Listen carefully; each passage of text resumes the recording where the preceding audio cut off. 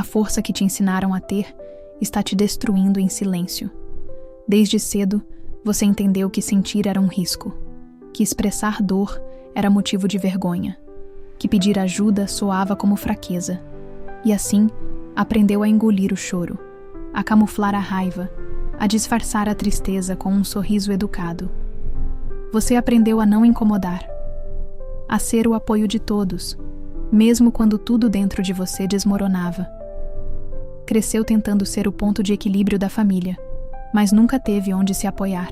Você foi a criança que engolia o choro para manter a casa em paz. A criança que percebeu muito cedo que seus sentimentos vinham com um preço, o desconforto alheio. Então, você os escondeu. Criou uma casca. Um invólucro de autocontrole que parecia maturidade, mas era sobrevivência.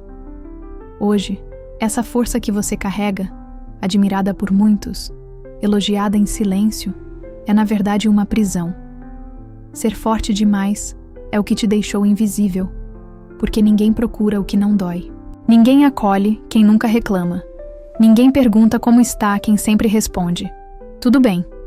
Existe um estoicismo que cura, mas também há o que sufoca.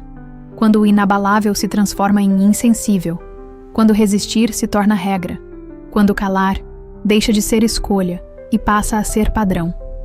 Nesse vídeo, vamos juntos até esse ponto de ruptura. O lugar onde o silêncio já não cabe.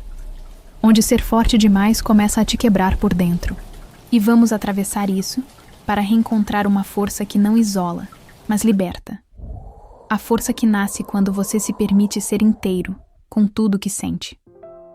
Porque a sociedade admira quem não sente e despreza quem sente demais. Ser forte, na visão da maioria, é não sentir. É engolir sapos. É manter a calma mesmo quando tudo implode por dentro. É sorrir na reunião depois de ter chorado no banheiro. É não atrapalhar, não pesar, não incomodar. A sociedade admira quem não sente e despreza quem sente demais. Mas essa admiração tem um preço alto: o abandono emocional. Você aprendeu que resistir é sinônimo de maturidade, que ceder é fraqueza, que expressar dor é expor-se. E assim, sua força virou uma espécie de armadura, bonita por fora, mas pesada por dentro. Jung chamou isso de sombra.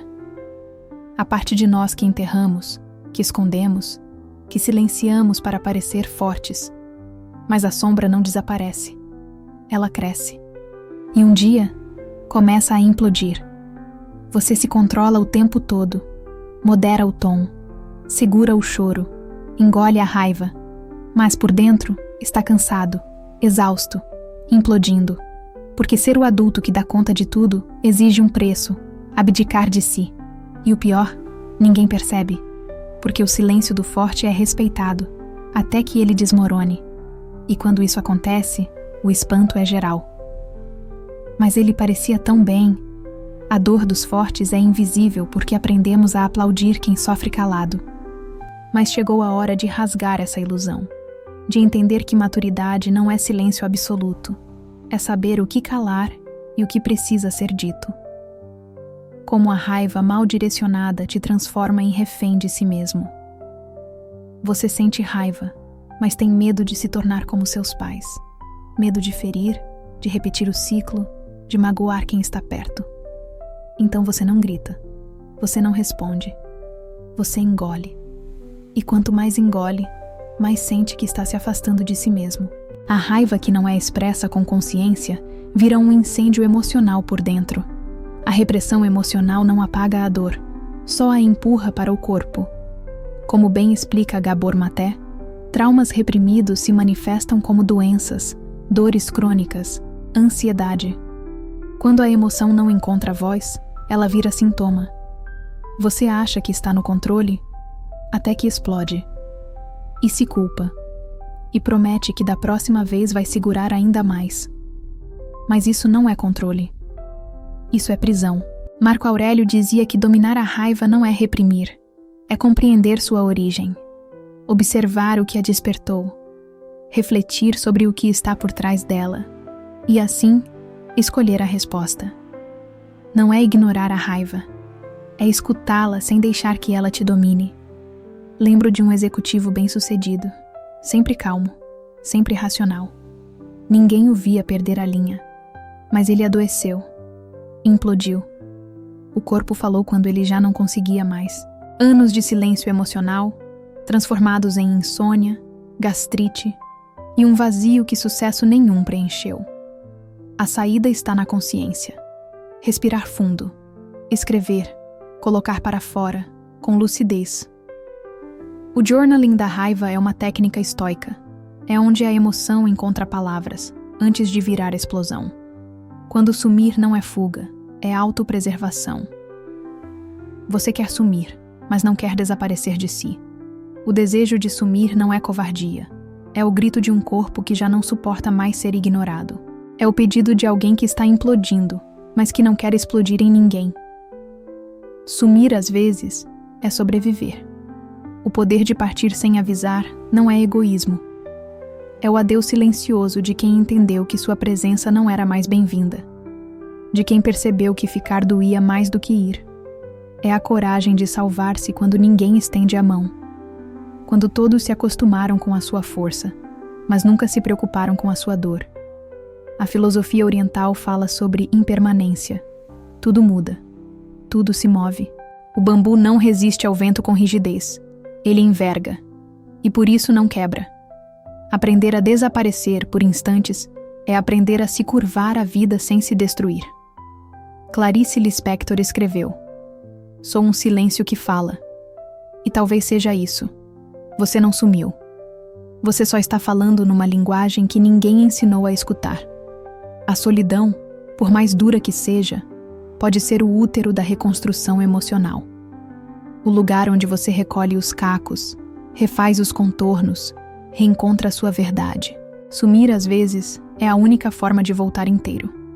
Transformar dor em sabedoria exige atravessar o que te destrói. Talvez você só esteja cansado de ser sempre o equilibrado da família. O que escuta, o que entende, o que cede, o que segura as pontas enquanto todos desabam. E em algum momento, seu corpo grita: chega, seu coração pede pausa, sua alma quer descanso. Mas é no meio desse caos que a revolução começa. Sêneca dizia que a virtude se prova na adversidade. Não se trata de evitar a dor, mas de atravessá-la com consciência. O caos é o oráculo. Ele revela o que está oculto. Ele mostra onde você se perdeu. Viktor Frankl, sobrevivente de campos de concentração, dizia que o sentido da vida não está no que sentimos, mas no que fazemos com o que sentimos. Sofrer em silêncio é sobreviver, mas dar sentido à dor é renascer. As grandes transformações começam em silêncio, quando, no meio do caos, você escolhe não gritar, mas escrever. Quando você respira, observa, entende. Quando se cala não por medo, mas por sabedoria. Quando desaparece não por fuga, mas por reconexão. Lembro de uma mulher que foi abandonada pelo pai ainda criança. Ela cresceu com raiva, com falta, com um buraco que ninguém preenchia. Mas um dia, ela decidiu transformar essa dor em ponte. Tornou-se conselheira. Acolhe, hoje, filhos feridos como ela foi. Sua dor virou remédio. Sua ausência virou missão, porque ela escolheu atravessar. Você não precisa ser forte o tempo todo. Precisa ser verdadeiro com o que sente. Ninguém te ensinou a se defender emocionalmente. Você aprendeu a se calar, a engolir, a aguentar e confundiu isso com força. Mas agora você sabe. Calar é poder. Sim, mas só se for escolha, não condicionamento. Silenciar, quando vem da consciência, cura. Mas quando vem do medo, adoece. A verdadeira força não é não sentir. É sentir tudo. E ainda assim permanecer inteiro. É dominar as emoções sem se anestesiar. É acolher sua sombra, sua raiva, sua dor. E não se deixar consumir por elas. Se for preciso, desapareça. Se for necessário, cale. Mas volte. Volte por você. Porque no fim, tudo que você procurava nos outros mora dentro. A filosofia estoica nunca foi sobre endurecer. Foi sobre não ser escravo da dor. foi sobre agir com virtude, mesmo em meio à tempestade. Você não precisa mais provar nada. Só precisa existir, inteiro, verdadeiro, sensível. E, acima de tudo, visto.